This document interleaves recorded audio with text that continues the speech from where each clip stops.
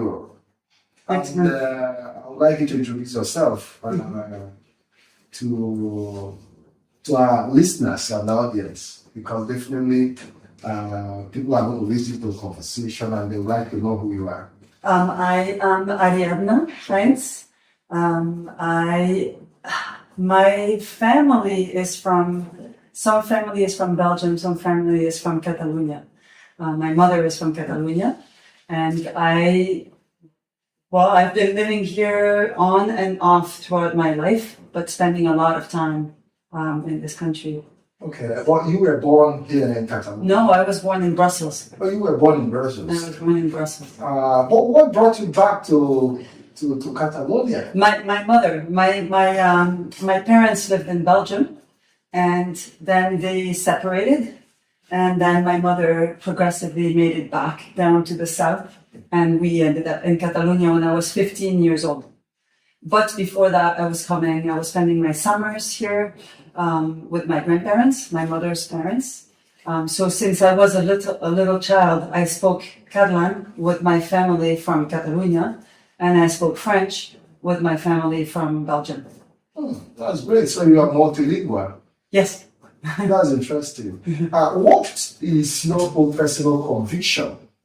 Your personal conviction. Because I want to start with your personal conviction about the Catalonia struggle.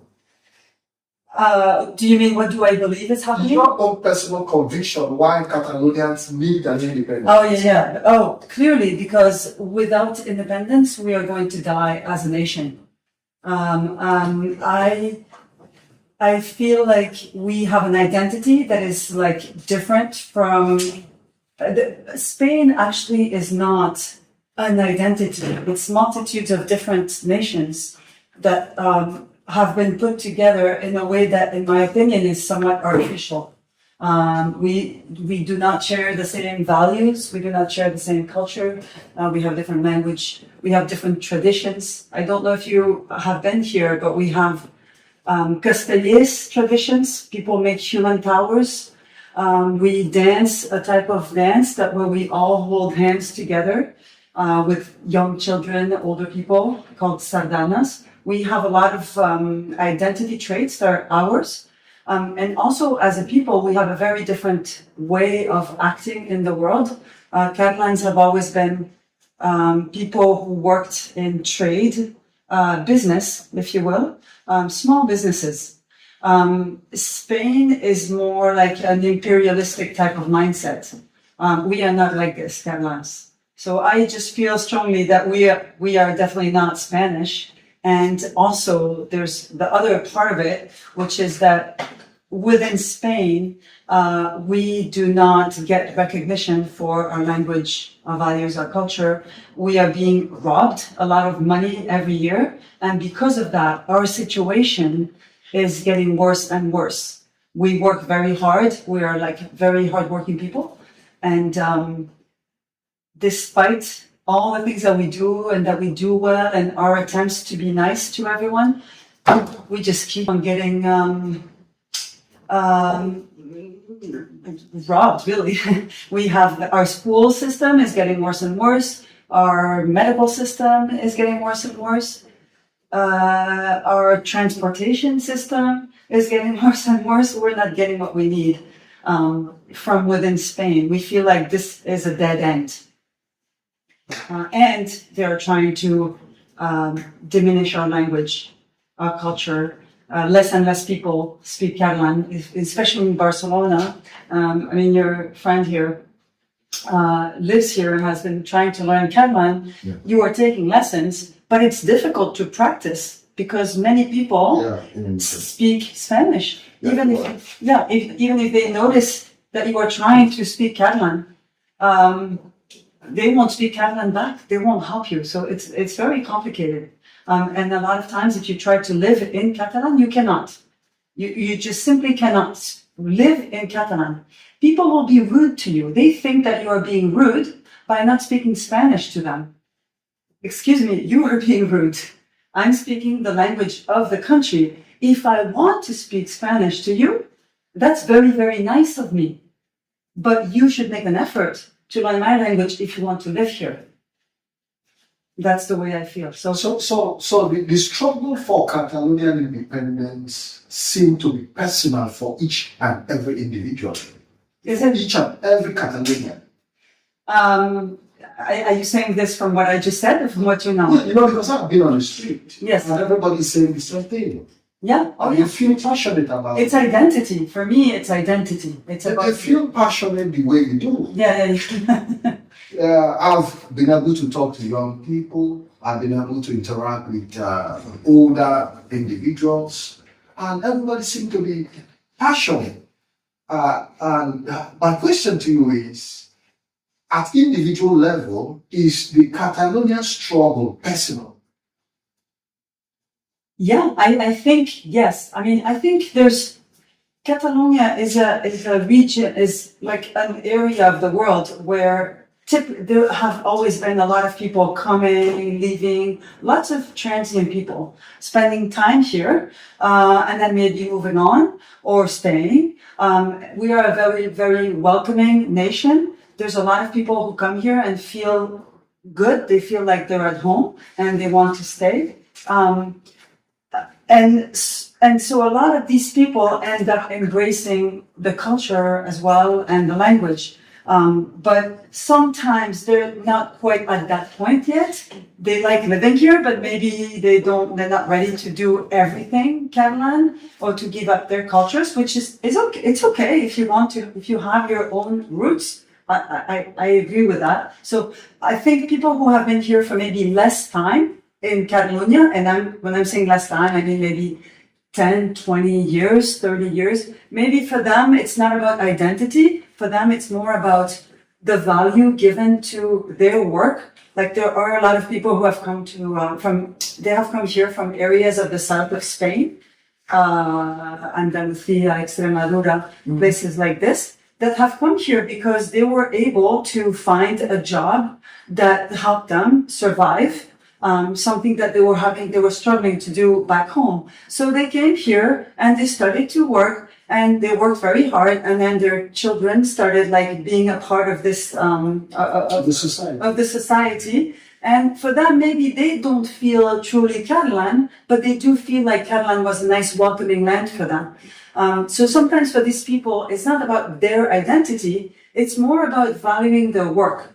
And I personally know some people from Andalusia whose families remained in Andalusia, where they get a lot of like social help that we do not get here as easily in Catalonia. And sometimes they say to the family members that live here, "You are stupid. Why are you here? You're working so hard. Come back to Andalusia. You can get unemployment. You can get some like help, social help, and you be more on the system. Okay, you will make less money, but you will also be happier, you'll have a better quality of life." And they don't realize that they can do all of that because of the extra money that Catalonia puts in and that then gets shared with everybody else. And so these people that have come and have worked really hard to get to the point where they are, they also see that they're being robbed. And so for them, maybe the Catalan independence struggle is more about that. It's more about, I deserve more than what I'm getting because I'm working really hard for this. So I think there's different visions. For me, it's really about identity and culture and traditions and language. For other people, it might not be about that. So I don't think we all have the same exact personal relationship connection with the movement, but there's a lot of things in common for sure. So from your description now, it means that you really need to be a Catalan to understand the Catalonian question. You don't need to be a Catalan. You need to be open-minded, I think. I think you need to understand. You need to be able to put yourself in someone else's shoes. Like if, for example, a person from, you guys from Biafra, if somebody from Biafra comes here and realizes, they're killing your culture, they're blah, blah, blah, even though it's not your culture, because it's a Catalan culture, it's a different one. But you understand it, you know what it is, and you feel bad for us, and now you embrace our struggle. You know, so I think it's not just about having to have those values for yourself. It's also about being open-minded. I know people from Castilla, from the center of Spain, that also understand our struggle, but maybe because they're more open-minded. They're more open about understanding. Really, it's not just about money. Sometimes people say, "Oh, Catalans, you don't want to share." Excuse me, sharing means that you want to share. Sharing means I determine the terms of how I share. Yes, I want to share with you. I don't want you to force me to share. That's not sharing. That's stealing, you know? So there's this difference. So we'll be coming to that angle because we are going to deal with the political, we are going to deal with the economics, where the sharing comes in, and we're also going to talk about the social impact of the Catalonia struggle. Now, the question I'm going to ask you is the main arguments which you put forward, the main argument in favor of independence? In favor of independence. I think you've been able to make that argument citing the areas of your culture, yes, cultural degradation. I mean, there would be two different angles to go here, but like, you know, in the march yesterday, our slogan was more reasons than ever. And more reasons than ever means whatever your reasons were before, whatever the reasons were that you were in this movement, be it because you want to get some financial independence, you want to get recognition for your efforts, be it because it's about your language and your culture, whatever it was, it's only getting worse. And so you can't give up now, because we are going to end up disappearing if that is the reason. The reasons that you were pro-independence before have not gotten better at this point. And that is especially true for people about the language. Just the other day, a couple of days ago, we still had another sentence from the court of Catalonia that undermined the Catalan language teaching in schools even more. I don't know how familiar you are with all of these. As I said before, I came to this country when I was 15 years old. I knew some Catalan from speaking with my grandparents. I didn't know a lot of Catalan. I knew a little bit. I knew no Spanish. When I went to school, some teachers taught in Spanish, some teachers taught in Catalan. I understood no Spanish, so I did not understand anything at the beginning because I did not understand Spanish. But in Catalan, I did understand. So my mother asked if there was something to be done for foreigners, because that's a lot of languages to come into suddenly. And they said, yes, if you want, you can ask for an exemption of Catalan for a year. And my mother was like, but she speaks Catalan. She needs an exemption of Spanish. Well, no, that doesn't exist. So I had to study in Spanish, even though it was not my language. It was not the language of the area that I was in. And I could have asked not to learn Catalan. How is it possible that you come to this country and they offer to you, no, it's okay, you don't need to learn Catalan when it's the language of here? This is still true today. This is still like this today. You can still come to live here and you don't need to learn Catalan for the first 2 years. 1 year and you can extend it a second year. Why? You're coming to Catalonia. Don't you want to fit into the culture here? Well, the reason is very simple. It's because they want to try to make us disappear. That's why. And so now there are no new laws that force schools to teach more in Spanish than they did. And I'm sorry, this might sound a little disrespectful towards the Spanish language, but I find the Spanish language a very easy one. I never formally learned Spanish, and I speak Spanish pretty well. I can speak it, I can write it, I can read it. It's very easy. It's an easy language. Spanish language is not always spoken in Spain, by the way. It's not. I know. I'm only trying to I'm only trying to help me. Yes. They don't need protection. Yes. Yes. Spanish doesn't need protection. Well, there was a big movement when I was young here. There was a big movement called Ñ, you know, that N with a thing on top of it. That movement was all about, oh, the Spanish language, we are going to disappear. I'm like, excuse me, we are going to disappear. What are you talking about? If we don't speak Catalan, who will? Catalan is spoken only in Catalonia and then in the surrounding areas that are part of the Catalan countries, like in the south of France, where people are speaking it again, but not that much. They're really trying hard. There's some areas like in Aragon, the south of Catalonia, all the area of like Castelló, Valencia, the Balearic Islands. There's some small areas in Italy as well. And then there's Andorra. Andorra is a very small country in the mountains. It's actually the only country in the world that has Catalan as the official language. But many people don't know Catalan, even there. So if we don't speak Catalan here, we are the people that speak Catalan the most. If we can't speak it here, it's going to disappear. Spanish is in a safe place, I'm sure. So part of the struggle for independence is informed by the fear of extinction as a people. By the fear of extinction. Yeah. Okay. Oh, absolutely. Yes, absolutely. Not only the fear of extinction, but like the fear of having to belong to a type of mindset that does not represent me at all.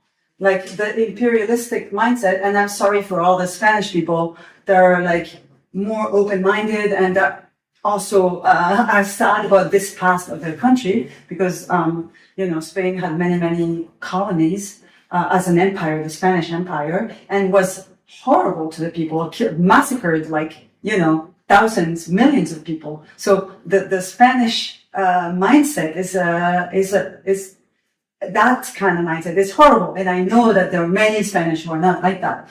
But they should understand that we are different and that we want something different. So yes, that identity is really very strong for us. So Catalonia, like you said, does not want to identify with the horrific Spanish history. Absolutely, yes. And there were some Catalans that were horrific as well, I'm sure, in there. I'm not saying that we are all perfect, but I think as, you know, when you think of like broader things, and maybe we get into stereotypes, but when you think about more broad things, like I don't think Catalans are seen as violent people. I think Catalans are seen as people who try to get things by negotiating, by, you know, like doing more like trade with others. Whereas Spain has a history of repression, you know. Okay, I want to bring another question. And the question is, how has the Spanish government response to the Catalonia independent movement affected Catalonia's relationship with the rest of Spain? How has the government reaction to your struggle? How has it affected? It really depends on when we are talking now. Like the timeline is kind of important to think about because things have been varying a lot in the last few years. So, I mean, if you think back in this current movement of independence really picked up a lot of like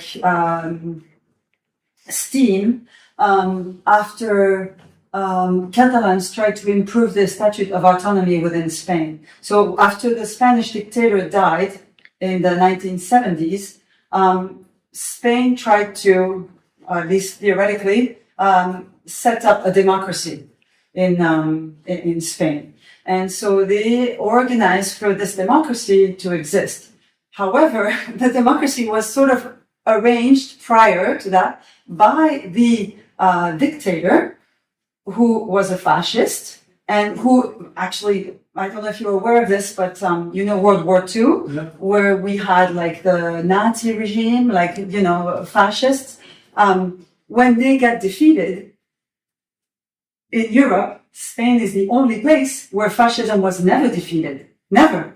Fascism remained. We had Franco well after World War II. World War II did not really happen in Spain that much because, you know, the dictator, the civil war had taken place a little before that. And so there was no there was already like a fascist in place, and they were kind of friends with Hitler, and so Hitler and Mussolini, and they just agreed to kind of keep each other, like, you know, maintain their relationship. Yeah, maintain their relationship. And so then when Hitler was defeated, the dictator here remained in place. Mussolini was defeated, and it was just here that fascism remained. So then when finally all of this, now we're going forward 30 years, the dictator is getting older, he's getting sick, he knows he's going to die.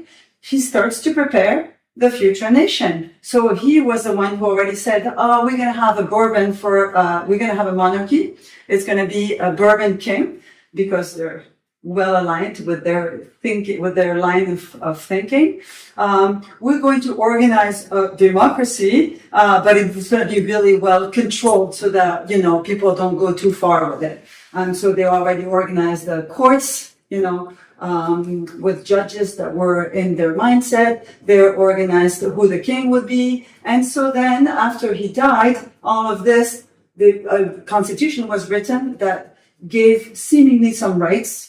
And then because they knew that they had to do something about the Catalan people and the Basque people mostly, there's other people also who would like independence within Spain, but those were the most vocal groups. They said, we need to organize something so that they're quiet and they don't bother us too much. So they organized a system of autonomous communities, they call them. They're not really autonomous. There's a lot of things that we're subject to the rules of Spain. And so they kind of said, well, you can decide kind of like how your schools will work. You can decide how this will work. Important things, not really, but like some things, so that we would stop complaining, and it was much better than the situation we had before. So Catalans agreed to that, you know, like the rest of the people in Spain. But then now you go, so that was 1978. Now we're early 2000s, we're like, you know, that thing that you made us sign, really, that's really not enough for us. We're not happy with that. We need to review that. And so they went through a process of revising the Statute of Autonomy. And at that point, there were a lot of things, a lot of demands, but they kind of agreed. They spoke with all the different parliamentary groups at that point.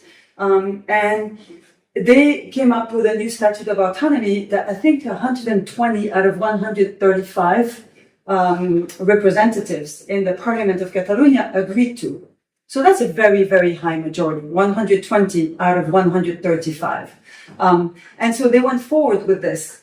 Well, then it was brought to the Parliament of Spain, where they said, well, you can't really have this, you can't really have that, you can't really have that. But then if you keep it like this, okay, you can have this. Great. So then it went to a referendum by the Catalan people. The Catalan people were already angry that they had changed things that for them were very important. And then after that, the courts came. The Constitutional Court said, what you just voted, that is not constitutional. You can't have that. And took down the most fundamental things, like recognizing that Catalonia is a nation. We are a different people. We are not. Like every other. Yeah, we have our own identity. We have our language. We are a nation. And so when they took that down, that's when the people get really, really angry. They were already a little bit annoyed before, and then they got really angry. And that's when we started.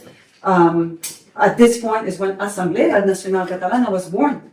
People started organizing, built this organization, started organizing throughout the land in Catalonia, and we started organizing big protests. Lots of people out on the streets, more and more and more and more, until finally the pro-independence political parties were elected, won the elections, and we had a Catalan government that was majoritarily pro-independence.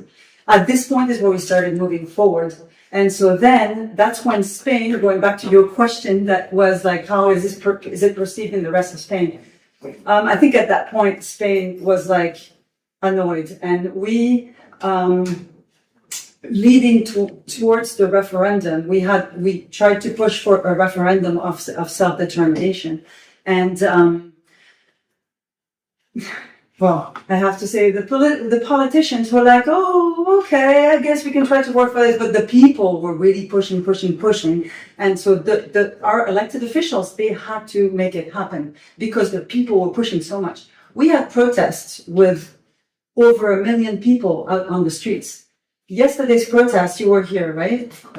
It was like 100,000 people, approximately. I don't know, plus or minus 10,000, 20,000, I don't know exactly. But like, those protests were huge. And so that was a lot of the electorate. So the parties had to work towards this. And so then when that happened, Spain started, like the rest of Spain, many people started boycotting our products. They started saying, don't buy Catalan wines, don't buy this, don't buy that. Like, so then Catalonia, we had to do what we do, which is, hey, like go, like do our, you know, business. As Move outside of negotiators. Spain. Well, no, go negotiate, like go see other people who wanted to buy our products because we need to survive as a nation, you know. So then we're selling our products to other people, to France, to United States, to Italy, to different people. And we're still bringing in all this money. We're still getting robbed all this money. And on top of that, we're being hated by everybody in Spain. So it's just like, you know, it seems like it's not something that works for us. So the Catalonian struggle for quest for independence have brought in a lot of disdain and hate from other Spanish. Yes, but they already had it. They already had the disdain. They already had it. I mean, when I was 15 years old, one day I went to the train station and I wanted to buy a train ticket to a specific town. I asked in Catalan, one train ticket to this town, un billet per Caldes de Malavella. And the person I knew understood me, but they refused to understand. They were like, and I repeated, un billet per Caldes de Malavella. And I was vocalizing well. In Spanish, it's very similar. In Spanish, you would say, un billete para Caldes de Malavella. I mean, you really have to do it on purpose. Do you know what this man told me? He said, háblame en cristiano, which means speak to me in Christian. At this point, maybe I was just a regular Catalan. That's when I knew that I would forever be pro-independence. Because how can they even say that? What disdain for a person that lives there, that makes a living in Catalonia. How disdainful is this to say to a kid, because I was 15, I mean, I was a teenager. How can you do that to a teenager? You know, it seems to me like it's really a lack of respect. So growing up as a child, some of the motivations that actually made you start seeing things differently were some of the discriminations you experienced. Oh yeah, absolutely. And there's more and more discriminations today. There's like, and it's becoming more hidden, but there's more and more. There's a lot of discrimination. Well, we call it Catalanophobia. Is there a technical embargo on the Catalonian language? There is no official one, no. Technical, you know, it might not be official. Yeah. Is there a technical kind of embargo on the Catalonian? Yeah, well, like for example, about Catalan teaching in schools. They are forcing us to teach more Spanish. You know, before I was trying to tell you that Spanish is a very easy language to learn. If you know Catalan, learning Spanish is a breeze. The Catalan grammar is more complicated than the Spanish grammar. People who write Catalan well, they learn Spanish very easily. So it's not really a big deal. Like, you don't need to teach a lot of Spanish in schools. People really know Spanish. The reason they're doing this is so that to make sure that Catalans continue to be fully bilingual. Because then, if somebody comes to Catalonia and does not speak Catalan, they can continue to be understood by everybody. They don't need to learn the Catalan language. They can live fine for the rest of their lives in Spanish. That's what Spain really wants to make sure of. But you know what happens in this case? If bilingualism is only between these two languages, one becomes useless. And which one becomes useless? The one that some people don't want to learn. So if some people don't want to learn Catalan, Catalan becomes useless unless you make special protections for the language. So for example, if I go shop somewhere and the people who are working in that place have the obligation to speak Catalan, if I speak Catalan to them, then it will be in their own interest to learn Catalan. But that doesn't happen. See, they have no obligation to respond to me in Catalan. They have the obligation to understand me right now. I don't know how much longer that's going to be the case. But they don't do it, and nothing happens to them. Sometimes I go somewhere, I speak in Catalan, and they're like, and then they're like, I don't understand you. And they do it just to bother me. They don't do it because they don't understand me. It's very similar. They just do it to bother me. Let's move from the aspect of the language. Now, you have the political parties, Catalonian political parties. Yes. You have the ERC. Yes. And you also have the Junts. Yes. And these are the pro-independent parties, right? They call themselves pro-independence parties. Okay. Now, you also have the PP. Yes. And you have the Vox. Yes. There's a lot more than what you just said. Okay, yeah, these are the four political parties I have identified. As the bigger ones. Well, there's also the Socialist Party right now, of Spain. Okay. Well, there's the Catalan branch of the Socialist Party, and they are the ones who are currently in government. Okay. In Catalonia. So the current president of Catalonia is from the Socialist Party. So it's an important because typically in Spain the two main parties, I'm talking about Spain now, not Catalonia, were PP and Socialist Party. PP is right wing, Socialist Party is left wing, supposedly. Sometimes the left wing party is more in the center, or a little bit right, and sometimes a little bit more to the left. They're not super left. There's more parties that are more extreme left or more extreme right. Like Vox is extreme right, and then there's like Podemos, for example, who is like more extreme left and not super extreme left either. Now, the question is: these are Catalonian political parties, right? These are the PP is not. It's Spanish, but they have a branch in Catalonia. Okay, how do they deal with each other? In respect to, because I know some are pro and some are anti-independent. How do they handle their relationships within within the context of their disagreement of the pro and anti-independence?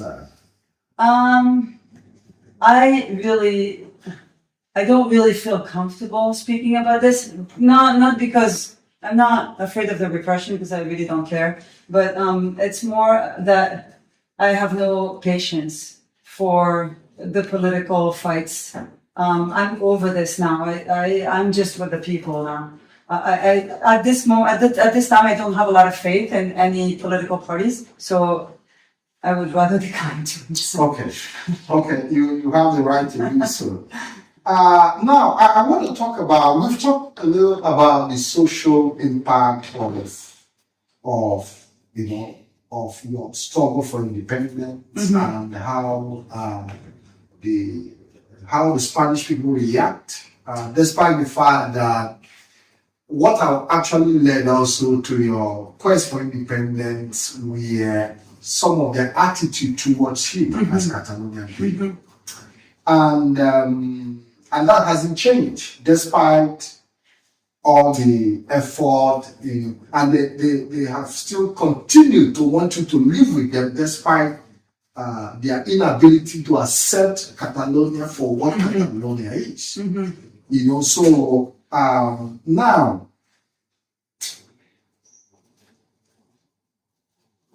these are the areas of social cohesion. Yes. Being able to live together with the Spanish people, which you explained that is quite very, very difficult and almost impossible because you have been denied your rightful place, even within it's complicated. So the people who are from Spain and want to come live to Catalonia, without acknowledging that they're coming to Catalonia, that's a problem, in my opinion. That I'm talking about my opinion. I'm not talking about all the Catalan people by any means, but just in the same way that other people might do the same. I mean, I feel like when you go live somewhere, you have a moral obligation to try to fit into this place where you are going to live.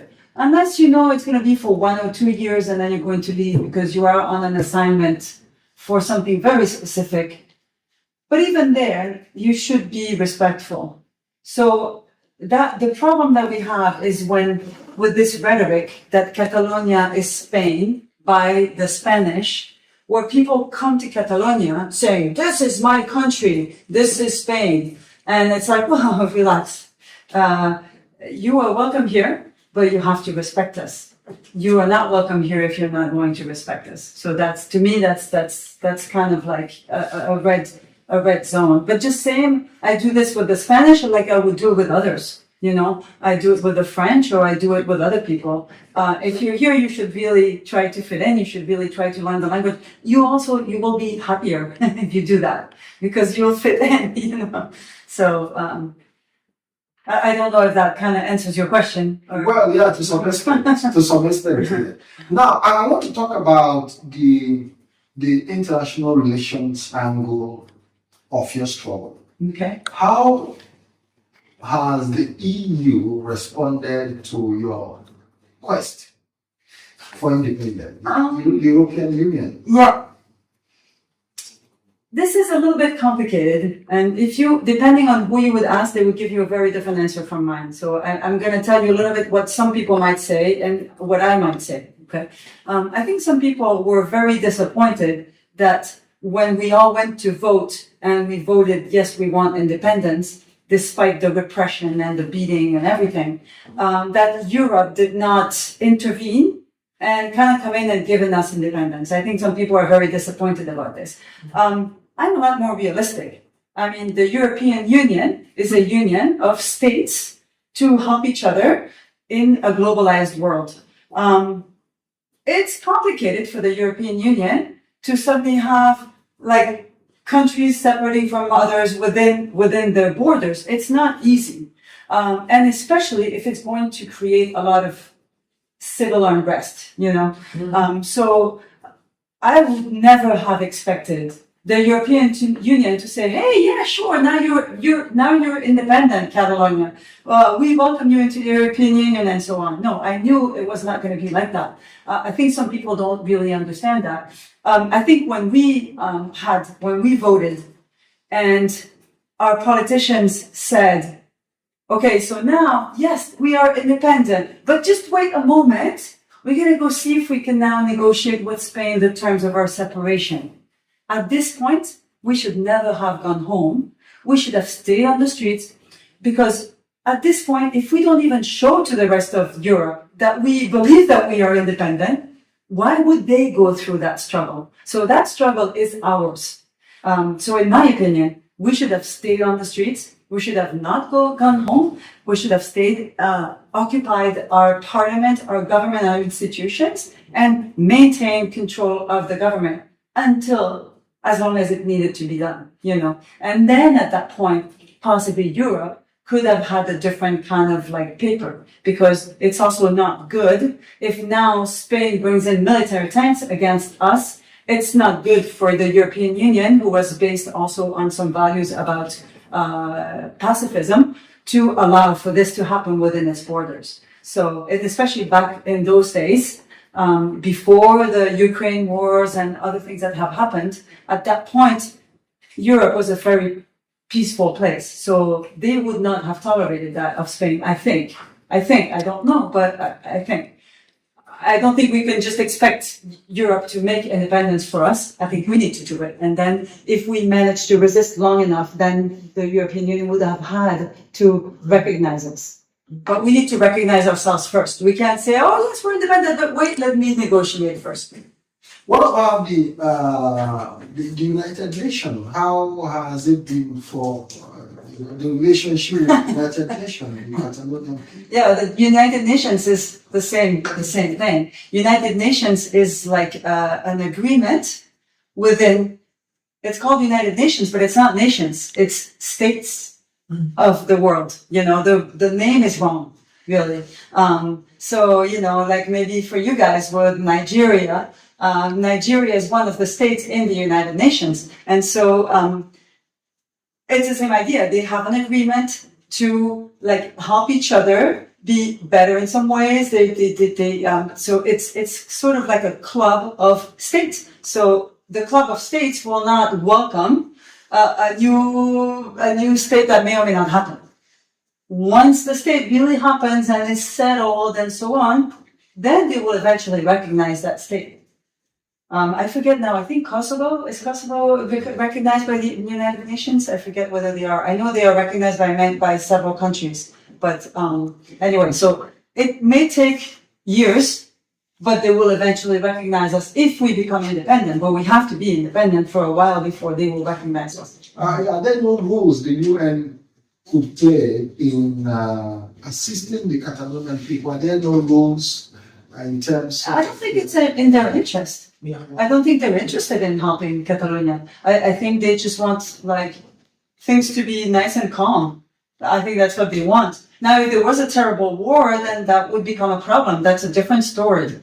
You know, like maybe what might be happening now, like with like Israel and Palestine. But like, it becomes a problem for the UN.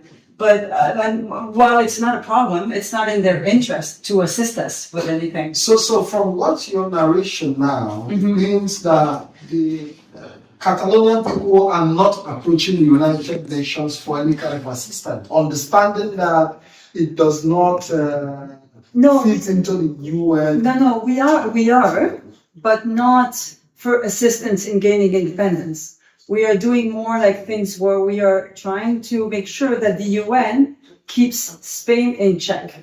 Meaning, if a country in the United Nations, So I would like us to talk about, as we are rounding up the program, the prospect, in your opinion, of what? the prospect that you see, the future prospect of For Catalonia? Yes. What is the future prospect for Catalonia? It's very difficult to say because the political situation in the world, now I'm talking about global geopolitical situation, is very, very changing and quite unstable at the moment. And it really depends on which way things go. So it's hard to know what could happen. I think right now in the movement, we are a little bit in I could say kind of a dormant state. We are here. We are continuing to prepare for the next offensive, but I don't think we will make independence very soon. I would love to say something different, but right now it doesn't seem that way. But it really depends, because if anything else changes, the scale could really tip in a different way, and then we could take advantage of opportunities. So especially, you know, once there are other strong independence movements in the world, and if some nations become independent, then we can take advantage of some of the changes that could be happening. Right now, I don't see it as happening in the next, 5 years. I would love to say the opposite, but I don't see it. We need to rebuild a little bit. We need to rebuild our strength as a movement. We need to have the younger generations that are already starting to be involved in the movement, but they need to be more involved, and they need to be able to build their own networks and start preparing. I don't think we're quite ready yet, but I'm an optimist, and I believe that we will become independent before I die. So that would be lovely. So your quest for independence, as it stands today, is sustaining on the oxygen of hope. Not just the oxygen of hope. I mean, we are, we just had a meeting with, we just met with other nations without a state. And they look at us like an example. They were at the protest yesterday, and they still see a lot of people out on the streets, and they're surprised. They're surprised that we don't feel good about ourselves right now. But for us, it's not a lot of people, but for them, it's still something very, very present. We know that many people were not out on the streets yesterday that still believe in independence. We know that at any point, like I was saying before, anything that might tip the scale the other way could now give us a window of opportunity, and we're here. So that's what I'm saying is like, I think we are building, we are doing what we need to do. We are all spread out. There are many people working for the movement. I mean, if, I'm just one small little ant compared with a lot of other people that are very, very active. So the movement is strong. It's just a little dormant, we're just on waiting or stand still, just waiting for the opportunity. So your confidence is based on the structure yes. that the Catalonia people have built that sustain the movement. Yes, and that's also part of our identity. A lot of our culture, I was telling you before, like we make like estates, for example. Have you seen those human flowers? Yes. To make one of those big ones, you need about 800 people. With 400 people, you can make a smaller one. 200 people, you can make an even smaller one. But you need a lot of people. And this is people who are going and they're training together, not all 800 together, but a lot of people train. They meet each other once or twice a week to train to be able to then build those big castles. Our Catalan dance is something that you do in a big circle. It can be only 10 people, but it could be 200 people. I mean, a lot of the things that we do are things that we do together with other people. We like to go out in the mountains. We have a lot of mountains in Catalonia. People are very used to hiking. We know how to live in the mountains. We know if we have to hide in the mountains. We know many people know how to do that. If we need to have a resistance, movement that can be dormant, hidden, we can do that. So there's a lot of things where it's part of our nature as well, of like working together in solidarity. So it's ingrained in us. We have that. But you don't see a situation where Catalonia goes into war in the future with Spain. In a war, I don't see a war, no. Okay. No. And you hope that doesn't happen. I'm pretty sure it won't happen because we are really not violent people. The only thing we do is like, we can disobey. When we did the referendum, we disobeyed. The rules that we had at that point, our political leaders said, we are going to do this referendum. This referendum has been declared illegal by Spain. So you know that what you are doing is not legal. We still are okay for you to do this. But if you see police that are coming, please let them go through, make way for them. When the police came, the people disobeyed. They said, we are not letting you through. You've got to go over my dead body. So people put their bodies in front of the police so that the police could not get to their ballot boxes, So at that point, we disobeyed. And that was like 2 million people disobeyed. So it was a big thing. Disobedience is something that we are very willing to do. Which is civil, by the way. It's very civil. I think armed fights, I don't think, maybe a few people. I don't think as a nation, it's in our DNA. I don't see this being the case for us. But despite your position of civil disobedience and not without any intention of violence, I spoke with your young people yesterday and they told me that the Catalonian people are being declared terrorists by Spain. Oh yeah. Well, they use terrorism charges. I mean, in Spain, there's a law that is commonly known as the La Ley Mordaza, which is the thing that you put in front of your face. So basically, it's a law that allows them basically to arrest you for no real reason if they have suspicions of you being a terrorist. So they will use anything as part of like suspicions of being a terrorist. We are not terrorists. We really are not. We're very, very peaceful people. We do play with fire, but like I'm talking about part of our culture. San Juan is on June 25th. The night before San Juan, we always have lots of like fireworks and things like that. We have a tradition that is it's with like devils, people dressed in devil costumes and going around with like fireworks. People love to do that. You run and you dance with the devils, and there's a lot of fire going on. So a lot of people who are in these groups, they might have some fireworks in their house. They might have some like, things that could look like gunpowder. But that's not because they're terrorists. It's because they're in a group like this. So then Spain will use things like that to say, oh, we had suspicions of you being a terrorist. They have no suspicions. They know we are not terrorists. What they are doing is intimidating the people. And that's what I was telling you about that softer repression.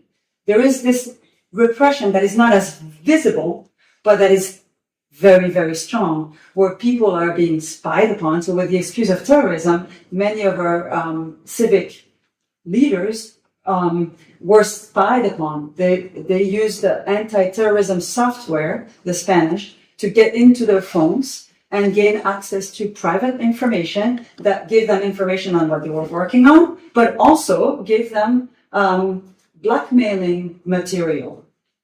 So I think a lot of what has been happening is people are being forced into doing things they don't want to do because otherwise information is released about them that now the Spanish government has. This is my view. I don't know if this is true.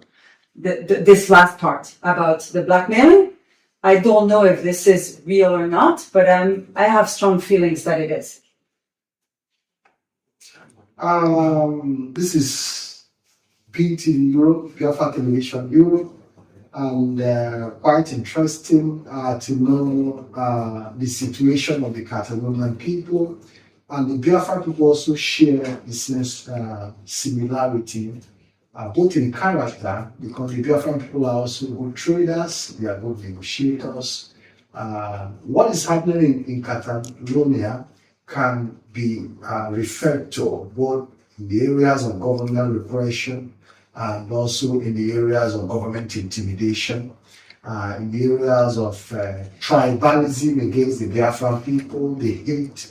That is what we call Igbophobia in Nigeria.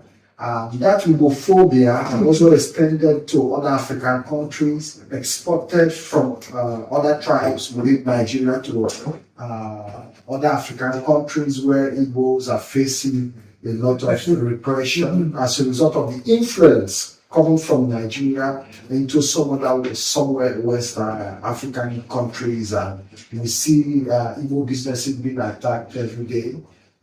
This started in Nigeria and that has been extended to other African countries. We see them happening in Ghana. We see them happening in South Africa. So Igbos have become the target, just like the Catalonian people. And this for the fact that Nigeria have not been able to successfully suppress the Igbos in Nigeria, and they feel they need some kind of external regional assistance in doing that to be able to curtail according to them, the excesses of the Igbos, because they feel that the Igbos are domineering in business, they are domineering in arts, and they are domineering in intellect and so many things like that, So we are also facing the same as a people. So I want to use the opportunity to ask you, having come to terms that we share same destiny, what advice do you have for the Biafran people, and what advice do you have for Igbo in general? I'm probably not familiar enough with your struggle. I mean, I do have some connections where I work on some of the things that you mentioned, these new forms of colonialism. You didn't say it in those words, but in a way, there's like tools of repression that the regimes today are using against like dissidents. And so some of the things that we are doing for Catalonia is trying to report this, work with special rapporteurs in the UN. You were speaking before about the UN, about we try to speak to special rapporteurs about some of the issues, some of the tools of repressions that are being used against Catalans. I don't know if you guys are doing the same thing, but I feel like these things are helpful in getting the cause more known and in getting the country to have to, in this case Nigeria, to have to be a little bit more mindful of the respect of democratic values in some ways. It's complicated right now because the world is less democratic today than it was 10 years ago, in general, as a whole. So I think it's complicated, but I think we can help each other. We should be in networks where we try to work on common things, like things that we have tried to work on from our points of view, try to also use them to reaffirm the message in different ways. I think one thing that is helpful, and that's kind of one of the things that I do at ANC, is try to help our struggle be known and become less criticized and more seen as something about personal dignity, about dignity and pride of your nations, and embracing diversity. I think it's important. If diversity dies, the world becomes a horrible place. I think it's important to preserve this richness. So I think in that sense, if we try to speak commonly about this message of preserving the different identities in the world, I think that would be something that could be helpful to all of us, and the message will your message will make mine stronger, my message will make yours stronger, and that will also allow other people to make their messages. And I think altogether it would mean a better place, a better world for everyone. Thank you very much. It's my pleasure. Thank you. Thank you very much. Oh, so this is BTV, and it's my pleasure to have you, our viewers. We've been able to have an interaction today in the Asamblea de la Catalonia, and it is a great moment and a wonderful time being here. And until we see you again, my name remains Mazi, Ikem Patrick Dike. Have a wonderful day, and God bless you all. Thank you very much. Thank you so much. I really appreciate. She wants another picture. I really appreciate. Yeah. Thank you. You're welcome. Thank you very Thank you so much. That's for BTVEurope. Thanks, And I would like you to introduce yourself to our listeners and audience, because definitely people are going to listen to the conversation and they would like to know who you are. I am Ariadna Heinz. My family is some family is from Belgium, some family is from Catalonia.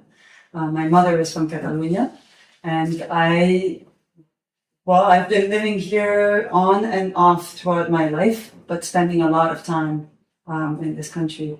Okay, but you were born here in Catalonia? No, I was born in Brussels. Oh, you were born in Brussels? I was born in Brussels. But what brought you back to Catalonia? My mother, my parents lived in Belgium, and then they separated, and then my mother progressively made it back down to the south, and we ended up in Catalonia when I was 15 years old. But before that, I was spending my summers here with my grandparents, my mother's parents. So since I was a little child, I spoke Catalan with my family from Catalonia, and I spoke French with my family from Belgium. Oh, that's great. So you are multilingual. Yes. That's interesting. What is your own personal conviction? Your personal conviction. Because I want to start with your personal conviction about the Catalonia struggle. Do you mean what do I believe is happening? Your own personal conviction why Catalonians need an independence. Oh, yeah. Oh, clearly, because without independence, we are going to die as a nation. I feel like we have an identity that is like different from Spain. Actually, is not an identity. It's multitudes of different nations that have been put together in a way that, in my opinion, is somewhat artificial. We do not share the same values. We do not share the same culture.